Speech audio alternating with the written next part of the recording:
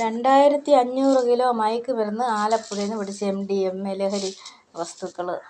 Cinema നടന്മാരുടെ എല്ലാ സപ്പോർട്ടോടുകൂടെയാണ് ഇത് ചെയ്തത്. ഇതിപ്പോൾ സിനിമാ സ്റ്റൈലാണ് ഇതിലുണ്ടായിരിക്കുന്നത്. ഇതിനൊന്നും പിന്നെ ഒരു നിയമവകുപ്പ് വരുന്നില്ല. ഇതെല്ലാം പെരുകി വരുന്നേ ഉള്ളൂ. ഇതൊന്നും കുറയുന്നില്ല. ഇത് കൂടി വരുന്നതേ ഉള്ളൂ.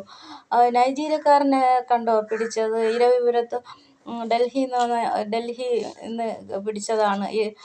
ഇയാളെ അറസ്റ്റ് ചെയ്ത് എക്സൈസ് പോലീസുകാർ. ഇതെല്ലാം ഇവരെയൊക്കെ റിമാൻഡ് ചെയ്ത് തക്ക ശിക്ഷ, ഇവർക്ക് ശക്തമായ ശിക്ഷ കൊടുക്കണം. ഇവർ ജാമ്യം കൊടുക്കരുത് ഇവർക്കൊന്നും. ഇതിപ്പോൾ തന്നെ അമ്മയെ കുക്കർ കൊണ്ട് അടിച്ച് മകൻ, ആ അമ്മ മരിച്ചു പോയെങ്കിൽ എന്ത് ചെയ്യുമായിരുന്നു? അപ്പോൾ ഇതെല്ലാം ലഹരി മയക്കുമരുന്നിൻ്റെ പ്രശ്നമാണ്. ഇതെല്ലാം മാറ്റണം. ഇതെല്ലാം ഇവിടെ നിന്ന് തുടച്ച് നീക്കി കളയണം. ഇങ്ങനെയുള്ള മകന്മാരെ ഒന്നും ലോകത്ത് വെച്ചേക്കാൻ പാടില്ല. അവർ പോലീസ് അറസ്റ്റ് ചെയ്താൽ തിരിച്ച് ജാമ്യത്തിൽ വിടും. അതുകൊണ്ട് ഇങ്ങനെയുള്ള മക്കളെയൊക്കെ അമ്മമാർ തന്നെ അങ്ങ് തീർത്ത് കളയണം. അമ്മമാർക്ക് സഹിയില്ലാതെ വരുമ്പോൾ അങ്ങ് തീർത്ത് കളയണം. ഞങ്ങളുടെയൊക്കെ വീടുകളിലൊക്കെ ആണെങ്കിൽ അമ്മ മാത്രമല്ല, ഒരു കൂട്ടുകുടുംബം ആയതുകൊണ്ട് ആർക്കും അങ്ങനെ ചെയ്യാകില്ല. ചെയ്യാൻ വന്നാൽ അപ്പം തന്നെ അതിനുള്ള ശിക്ഷ തയ്യാറാക്കി കൊടുക്കും.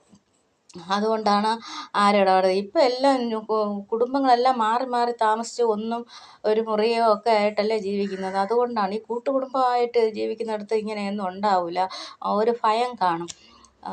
അതുപോലെ ഇപ്പം ഈ ഗോകുലം എന്ന് പറഞ്ഞ ആദിവാസി യുവാവിനെ ഇപ്പോൾ അതാ കസ്റ്റഡി മരണം.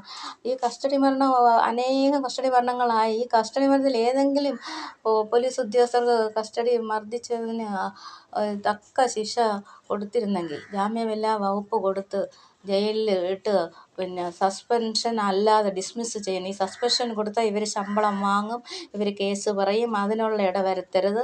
ഇവർക്ക് കർശനമായ ശിക്ഷയെന്ന് പറയുമ്പോൾ ഇവർ ശമ്പളവും വാങ്ങരുത്, ഇവരെ ഡിസ്മിസ് ചെയ്യണം. ജോലിയിൽ ഇനി കയറാനോ ഒന്നുമില്ല, ഡിസ്മിസ് ചെയ്ത് അവരെ വിടുക, സർവീസിൽ നിന്ന് പിരിച്ചു വിടുക. സസ്പെൻഷൻ അല്ല അവർക്ക് ചെയ്യേണ്ടത്.